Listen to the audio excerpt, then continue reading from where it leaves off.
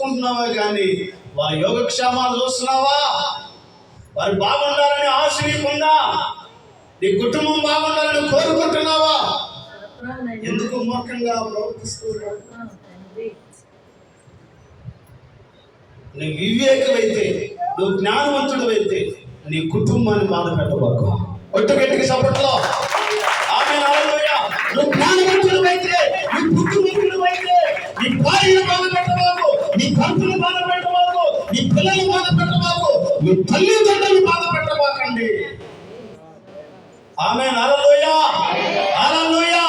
దేవునికి మహిమ కలుగును గాక.